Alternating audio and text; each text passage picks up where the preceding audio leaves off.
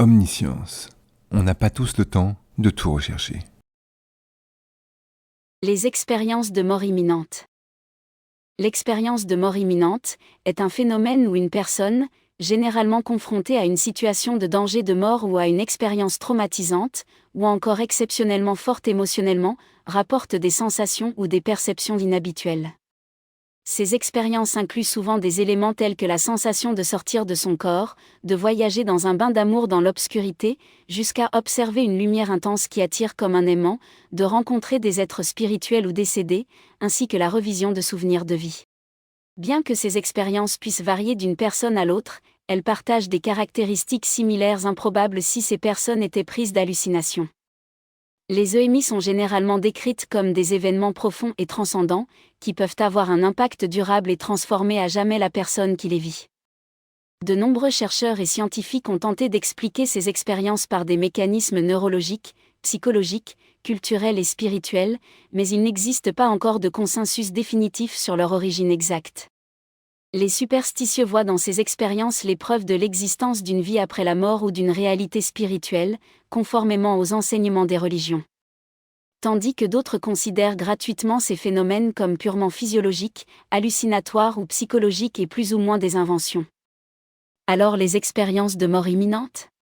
Mythe ou réalité ? D'un côté, on trouve chez les scientifiques intègres et rationalistes, sur le modèle d'une science éprouvée par des pairs, une volonté de défendre un consensus. Bien que cela semble évoluer depuis peu avec les progrès des neurosciences et des outils d'investigation biologique, l'idée toujours actuellement la plus répandue est que les expériences de mort imminente seraient des hallucinations.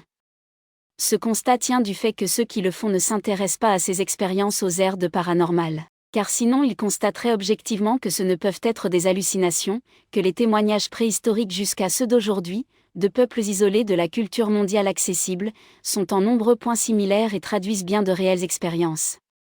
De l'autre côté, il y a les nombreuses explications gratuites, et tout aussi incompatibles entre elles, des superstitieux, des croyants, et de nombreux charlatans qui tentent de séduire les naïfs ou les personnes fragilisées par la perte d'un proche, et qui espèrent le retrouver dans un monde parallèle. Il vous parle de conscience hors du corps, de voyage de l'âme dans l'astral ou le paradis, et de rencontres avec des êtres suprêmes ou dieux en personne. Bien que ce mystère ait perduré durant des millénaires, en 1979 le génial scientifique américain Carl Sagan avait osé une hypothèse qui a suscité un rejet assez massif de la communauté croyante, mais aussi scientifique. Et pourtant, il ignorait à quel point il était sur la bonne voie. Un livre récent écrit par un Français d'origine serbe, Stéphane Damour, qui aurait lui-même vécu cette expérience, a publié une démonstration intégrale avec des arguments factuels ou scientifiques, prouvant que ces expériences sont des souvenirs de la naissance, enregistrés par des fœtus.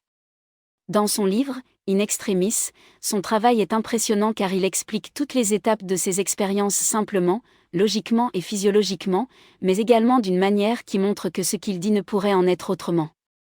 Son travail est remarquable pour toutes ses déductions pertinentes, mais aussi courageux pour s'être mis à dos à la fois la communauté scientifique et la communauté religieuse ou spirituelle, qui défendent chacune des théories sans avoir jamais produit aucune démonstration.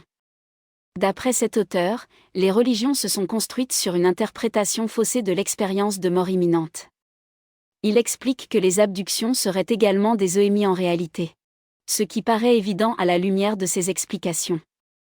Ce livre explique à ceux qui sont assez honnêtes et ouverts pour l'appréhender, une réalité à partager dans l'intérêt de tous. Et plus encore à ceux qui ont vécu ou connaissent des personnes ayant fait des expériences de mort imminente.